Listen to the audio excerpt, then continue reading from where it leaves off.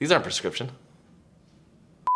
Hello, middle school, and welcome back to Shout TV. Bearcat TV, the new show where I shout the news to specifically keep you in the know. There we go. My name is Mr. Blake, and let me lead you through this meditation as we rake through the sand we call news. Today is March 15th, and on this week's Bearcat TV hit list, we have the middle school course registration, more math placement tests for grade 8, and an update about SWP2, cultural competency. It's that, we're diving? I'm diving in now! Splash! This week is middle school course registration, which means you get to choose your top elective picks for next school year. Are you telling me they get to decide, Mr. Producer? Oh, yeah, okay, he's nodding his head. Reminds me of a time I proposed a paper folding elective course to Mrs. Pekin. And? I think it stands a chance. Not too much paperwork. Last week, you attended a grade level assembly where you learned about some of the key differences between the grade you are currently in and the grade you are about to be moving into next year. This assembly also highlighted the elective options that are available. Hopefully, you have had the opportunity to chat with your parents, teachers, and friends about the courses you would like to select. During advisory on Wednesday, that's Wednesday, you will complete the online course registration process so Mrs. Pekin, yes, Mrs. Pekin, can start to build the schedules for next school year. Now for one of my favorite pieces of news.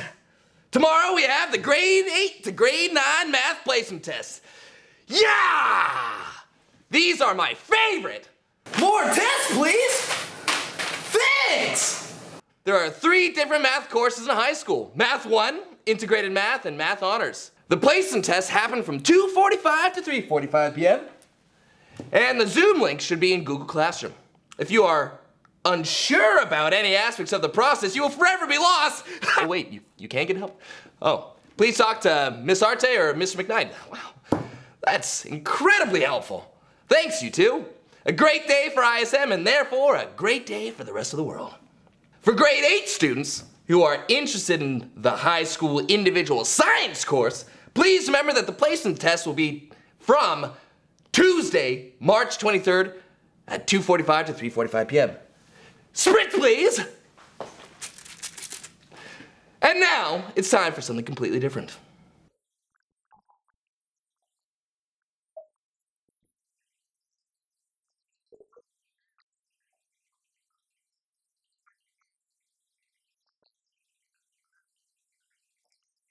Oh, welcome back. As you are aware, each year ISM identifies 2 important goals. This year, our school-wide priorities are sustainability and cultural competency. So let's slow things down with story time with Miss Crum. Today, we're going to read one of my favorites, Every Night is Pizza Night. It's written by J. Kenji Lopez-Alt, and it's illustrated by Gianna Ruggiero. So settle in and relax and just enjoy this read aloud.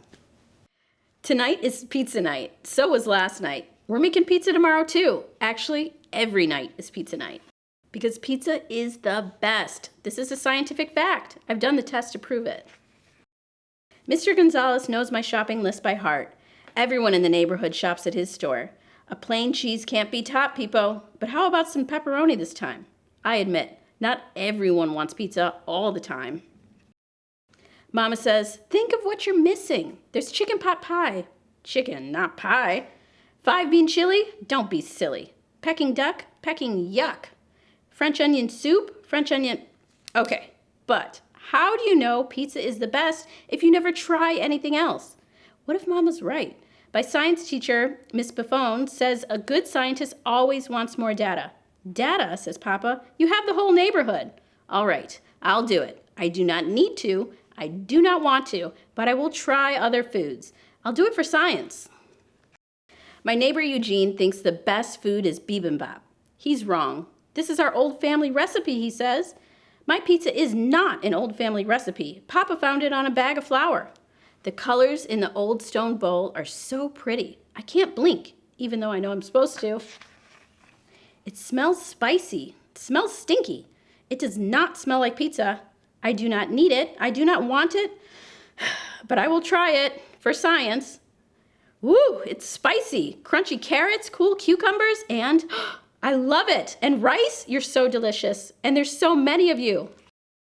Bibimbap, you are a taste sensation. If being stinky is wrong, I don't want to be right. This is new. This is exciting. This is this better than pizza? Thank you. And excuse me, but I need more data. I stop at the end of the hall where Farah lives. She says the best food is tagine. You make it by cooking a bit of this and a little of that under a clay hat.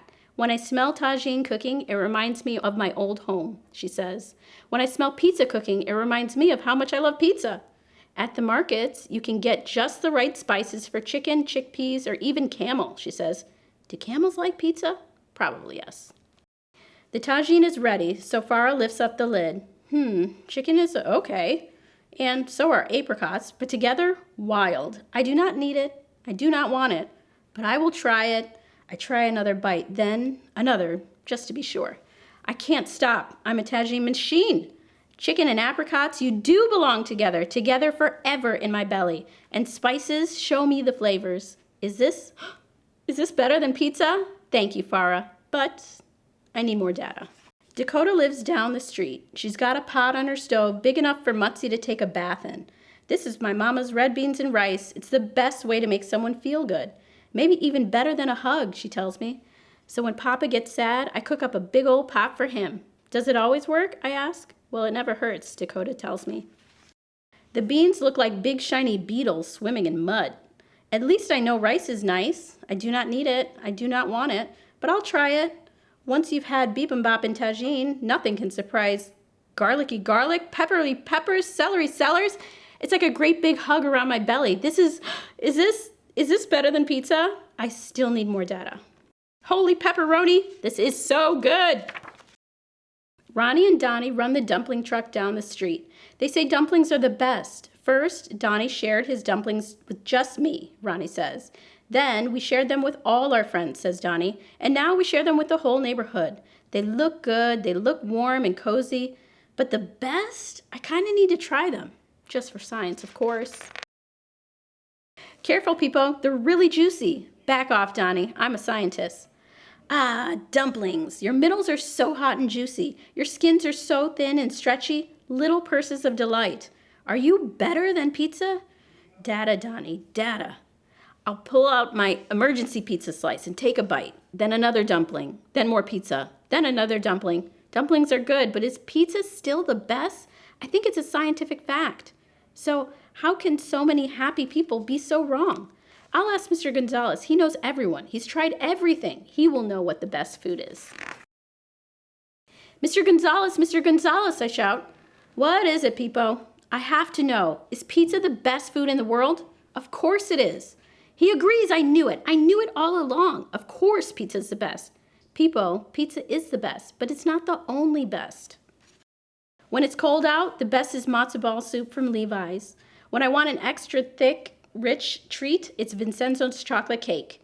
Famous Fred's Famous Franks are the best when I'm in a rush. Or maybe that's Mrs. Mendoza's empanadas. Sometimes I just want hot buttered popcorn and nothing else will do. And of course my mother's spicy green pozole soup is always the best. I say thank you and walk home. Is Mr. Gonzalez right? How can so many things be the best? How can science explain that? Pizza always tastes good. Does that make it the best? Is the best food a family recipe? Is it something that reminds you of home? Is the best food the kind that says, I love you, without making a sound? Or is it just something you like to share? I've got to perform an experiment. Time to get baking. Tagine party at my house next week. Peepo, your pizza is the best. Best pizza ever. The science is in. According to my new data, pizza really is the best. But I'm pretty sure there are still a lot more bests I can try. Papa asks, what's for dinner tomorrow, Peepo? How about green pozole soup? I hear it's the best. This was Every Night is Pizza Night. Thank you for letting me share. It was written by J. Kenji Lopez-Alt and beautifully illustrated by Gianna Ruggiero. The reason I really wanted to share this book with you is because I love this character. I love this story. Pipo, she's inquisitive. She tries new things. Who doesn't love food? It's just awesome how her journey also includes her going through and exploring new things, and that's what's really important. All right, back to you, Mr. Blake. Thank you, Miss Crumb. Well, that's a wrap for this week. Tune in next week for more Bearcat TV updates, and always remember, be here, be you, belong, Bearcats. And as always, keep it classy, middle school.